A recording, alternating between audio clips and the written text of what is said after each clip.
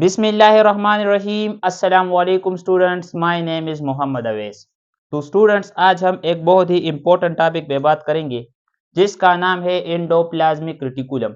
Endoplasmic reticulum की हम पहले डिस्कवरी पे बात करेंगे, फिर डिफिनीशन और फिर एक्सप्लेनेशन, और आखिर में हम इसकी टाइप्स और फंक्शन डिस्कस करेंगे।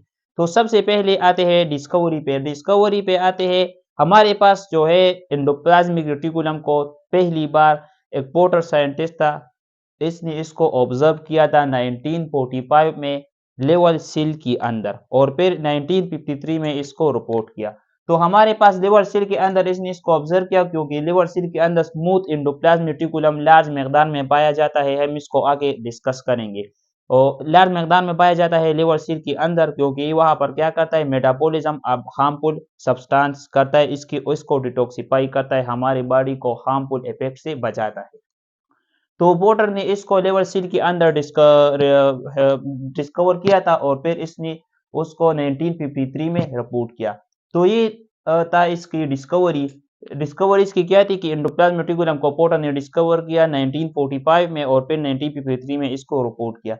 फिर आते इसकी डिफिनीशन की तरफ। तो एंडोप्लाज्मिक रेटिकुलम की डिफिनीशन क्या है? एंडोप्लाज्मिक रेटिकुलम ये हमारे पास क्या है, एक नेटवर्क है।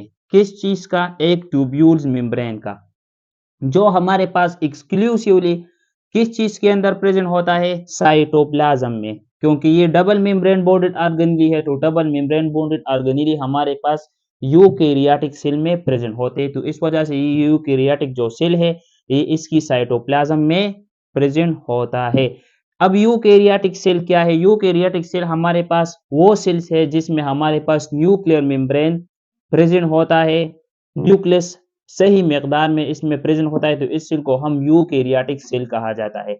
और प्रोकैरियोटिक वो सेल है जिसमें हमारे पास न्यूक्लियर मेम्ब्रेन एब्सेंट होता है, और न्यूक्लियर की जो मटेरियल है वो साइटोप्लाज्म में मौजूद होते थे। इस टाइप ऑफ सेल को हम प्रोकैरियोटिक सेल कहते हैं। फिर हम इस पे आगे जाके वीडियो बनाएंगे, differences between prokaryote and eukaryotic cell पे। फिर मैं इसको आगे जाके डिटेल के साथ इस पे वीडियो बनाऊंगा।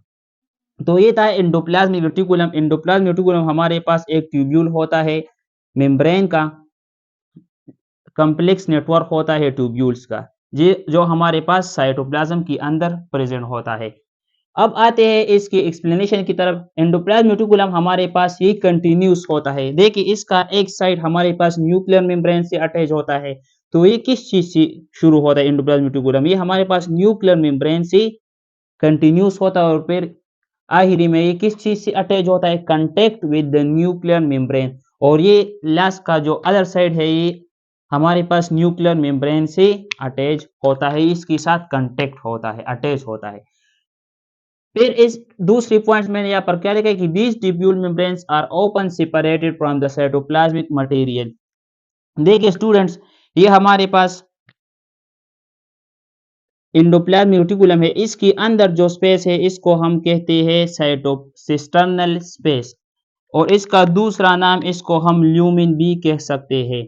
तो ये ल्यूमिन के अंदर हमारे पास डिफरेंट मटेरियल होते हैं। तो ये ल्यूमिन के अंदर हमारे पास डिफरेंट मटेरियल होते हैं, इसका जो ये स्ट्रक्चर है, ये इसको हम कहते हैं सिस्टर्नल सिस्टर्नी। यहाँ पर मैंने लिखा भी है या इसको हम कहते हैं सिस्टर्नी। तो ये सिस्टर्नी क्या करता है? इस ल्यूमिन की मटेरियल को साइटोप्लाज्म की मटेरियल से क्या करता है? सेपरेट करता है। ये हमारे पास मैंने आपको कहा कि साइटोप्लाज्म में प्रेजेंट होता है, तो ये इस ल्यूमिन की मटेरियल को साइटोप्लाज्म की मटेरियल से क्या करता है? सेपरेट करता है। तो these tubule membranes are open separated. ये मेम्ब्रेन हमारे पास क्या करता है? Separated from the cytoplasmic material. ये साइटोप्लाज्म की मटेरियल को क्या करता है? इस ल्यूमिन की मटेरियल को सेपरेट करता है बाई इस स्ट्रक्चर के जरिए, ये मेम्ब्रेन के जरिए। इस मेम्ब्रेन को हम कहते हैं सिस्टर्नी। तो ये हमारे पास आ गया सिस्टर्नी। का क्या काम है? ये हमारे पास ल्यूमिन की मटेरियल को साइटोप्लाज्म की मटेरियल से सेपरेट करता है। अब ल्यूमिन की डायमीटर हमारे पास यहाँ पर मैंने कितना लिखा है? 40 से 50 तक माइक्रोमीटर तक इसकी डायमीटर है। माइक्रो हमारे पास 10⁻⁻⁶ आता है। तो ये यहाँ पर क्या है? इसकी एक ल्यूमिन की डायमीटर है। ये हमारे पास न्यूक्लियस है। ये न्यूक्लियर मेम्ब्रेन है, डबल मेम्ब्रेन बॉन्डेड होता है। इसके अंदर जो डॉट्स आपको दिखाई दे रहे हैं इसको हम कहते हैं न्यूक्लियर पोर। न्यूक्लियस के अंदर हमारे पास छोटे छोटे पोर होते हैं जिसको हम कहते हैं न्यूक्लियर पोर। और ये न्यूक्लियर पोर का क्या फंक्शन है, ये एक्सचेंज ऑफ मटेरियल करता है from nucleus to cytoplasm. Cytoplasm और न्यूक्लियस के दरमियान जो एक्सचेंज ऑफ मटेरियल होता है वो होता है न्यूक्लियर पोर के जरिए। तो ये हुआ न्यूक्लियस, इसके अंदर ये न्यूक्लियर, इसके ऊपर ये मेम्ब्रेन है जिसको हम कहते हैं न्यूक्लियर इनवलप। ये पोर जो है इसको हम कहते हैं न्यूक्लियर पोर। ये हमारे पास एंडोप्लाज्मिक रेटिकुलम है, इसका एक साइड न्यूक्लियस से अटैच होता है जबकि दूसरा साइड हमारे पास सेल मेम्ब्रेन से अटैच होता है। और ये यहाँ पर क्या है, इसकी जो रेड डॉट्स आपको दिखाई दे रहे हैं ये हमारे पास राइबोसोम है। अब आते हैं इसके टाइप्स की तरफ। हमारे पास एंडोप्लाज्मिक रेटिकुलम की दो टाइप्स है। एक टाइप इसका है स्मूथ एंडोप्लाज्मिक रेटिकुलम और जबकि दूसरा टाइप इसका है रफ एंडोप्लाज्मिक रेटिकुलम। ये हुआ हमारे पास एंडोप्लाज्मिक रेटिकुलम। तो स्टूडेंट्स आपको दिखाई दे रहे हैं कि ये इस पे, इसका आधे हिस्से पे क्या है, राइबोसोम अटैच है और दूसरा साइड इसका स्मूथ है। तो स्मूथ एंडोप्लाज्मिक रेटिकुलम हम उस एंडोप्लाज्मिक रेटिकुलम को कहते हैं जिसमें हमारे पास राइबोसोम अटैच नहीं होता। तो इस वजह से इसका जो लुक है वो स्मूथ लाइक होता है। तो इस वजह से हम इसको कहते हैं smooth endoplasmic reticulum. Rough endoplasmic reticulum में हमारे पास राइबोसोम अटैच होता है तो इस वजह से इसका स्ट्रक्चर जो है वो रफली बन जाता है। तो इस वजह से हम इसको कहते हैं स्मूथ एंडोप्लाज्मिक रेटिकुलम। तो इस दोनों के दरमियान क्या फर्क हुआ, स्मूथ में हमारे पास राइबोसोम अटैच नहीं होते जबकि रफ एंडोप्लाज्मिक रेटिकुलम में हमारे पास राइबोसोम अटैच होते हैं। ये रफ एंडोप्लाज्मिक रेटिकुलम ये हमारे पास मोस्टली प्रेजेंट होता है, यहाँ पर मैंने इसको न्यूक्लियस से बाहर प्रेजेंट किया है। तो मतलब ये कि यह हमारे पास outside the nuclear membrane present होता है।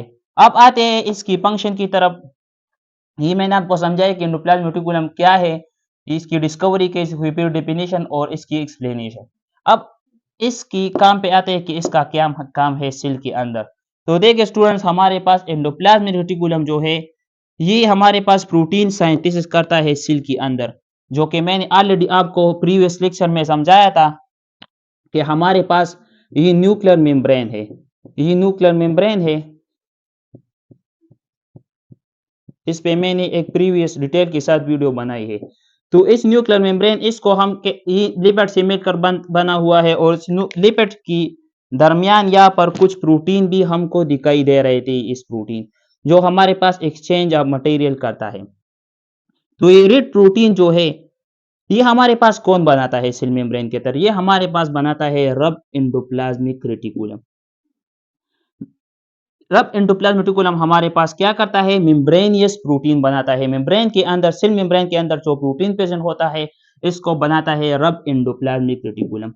अब स्मूथ एंडोप्लाज्मिक रेटिकुलम का क्या काम है। स्मूथ एंडोप्लाज्मिक रेटिकुलम ये हमारे पास लिवर सेल के अंदर प्रेजेंट होता है ज्यादा मकदार में, और डिफरेंट टाइप्स ऑफ सेल में, किडनी सेल में भी प्रेजेंट होता है, लेकिन लिवर सेल में ये ज्यादा मकदार में प्रेजेंट होता है। और ये क्या करता है, metabolism of different types of material. जो मिसाल के तौर पर ड्रग्स आप ले लें या वो केमिकल जो हमारे बॉडी के लिए हार्मफुल है, तो स्मूथ एंडोप्लाज्मिक रेटिकुलम ये लिवर सेल में क्या करता है, इसको डिटॉक्सिफाई करता है। कैसे डिटॉक्सिफाई करता है, मिसाल के तौर पर एक हार्मफुल केमिकल है जो जिसका एक बैड इफेक्ट है हमारी बॉडी में, तो ये स्मूथ एंडोप्लाज्मिक रेटिकुलम क्या करता है, इस हार्मफुल केमिकल के साथ OH ग्रुप अटैच करता है। तो OH ग्रुप की वजह से ये मॉलिक्यूल जो हार्मफुल मॉलिक्यूल है वो हो जाता है वाटर सोलुबल। क्या हो जाता है, वाटर सोलुबल। तो ये वाटर के साथ ये हार्मफुल केमिकल सोलुबल हो जाता है और फिर हमारी बॉडी से एक्सक्रीट होता है।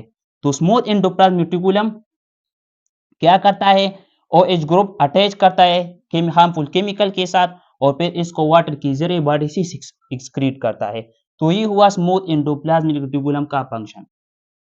फिर आते हैं थर्ड फंक्शन पे, स्मूथ एंडोप्लाज्मिक रेटिकुलम, जो कि ये हमारे पास न्यूक्लियस और के साथ इसका एक साइड अटैच होता है जबकि दूसरा साइड हमारे पास सेल मेम्ब्रेन से अटैच होता है। तो ये क्या करता है, ट्रांसमिशन ऑफ इंपल्स करता है from one part of the cell to other. यहाँ पर मैंने लिखा है कि smooth endoplasmic reticulum is also responsible for transmission of impulse. Impulse क्या चीज है, मिसाल के तौर पर नर्व इंपल्स है, सेल के अंदर एक मैसेज आता है तो वो मैसेज कौन कैरी करता है, from cell membrane to nucleus, वो कैरी करता है एंडोप्लाज्मिक रेटिकुलम। और फिर एंडोप्लाज्मिक रेटिकुलम में कौन कैरी करता है? Smooth endoplasmic reticulum. अब यहाँ पर इसका एक और काम भी है, स्मूथ एंडोप्लाज्मिक रेटिकुलम ये हमारे पास ट्रांसपोर्ट ऑफ मटेरियल भी करता है। यहाँ पर आप देखिए smooth endoplasmic reticulum play an important role in the transport of materials from one part of cell to other. मिसाल के तौर पर यहाँ पर न्यूक्लियस के अंदर एक राइबोसोम बना हुआ है, तो वो कौन इसको बाहर जाना है या और भी मटेरियल हमारे पास यहाँ पर बनते हैं न्यूक्लियस के अंदर। मिसाल के तौर पर इस मटेरियल को साइटोप्लाज्म में ना है या साइटोप्लाज्म से बाहर जाना है, तो ये कौन ट्रांसपोर्ट करेगा? स्मूथ एंडोप्लाज्मिक रेटिकुलम, क्योंकि इसका एक साइड हमारे पास न्यूक्लियस से अटैच होता है और जबकि दूसरा साइड हमारे पास इन कांटेक्ट होता है विद द न्यूक्लियर मेम्ब्रेन। अब लास्ट फंक्शन इसका क्या है? देखिए स्टूडेंट्स, ये हमारे पास न्यूक्लियस है और ये हमारे पास न्यूक्लियर मेम्ब्रेन है, तो फिर ये तो इसका स्ट्रक्चर ऐसे बन जाएगा। तो अगर इसके अंदर साइटोप्लाज्म ये एंडोप्लाज्मिक रेटिकुलम अटैच है, ये हुआ एंडोप्लाज्मिक रेटिकुलम इसके साथ अटैच है, तो ये क्या करता है? इस सेल को सपोर्ट करता है, इसकी शेप को मेंटेन करता है। यहाँ पर लास्ट फंक्शन क्या है? It provides mechanical support to cell so that its structure is maintain. तो ये हमारे पास मैकेनिकल सपोर्ट प्रोवाइड करता है सेल को, इस वजह से इसका सेल का जो स्ट्रक्चर है, जो शेप है, वो मेंटेन होता है। तो स्टूडेंट्स, ये था आज का हमारा लेक्चर। अगर आपको फिर भी कोई कंफ्यूजन हो या किसी भी किस्म का डिफिकल्टीज हो तो आप नीचे कमेंट बॉक्स में पूछ सकते हैं। मिलते हैं अगली नेक्स्ट वीडियो में। खुदा हाफिज।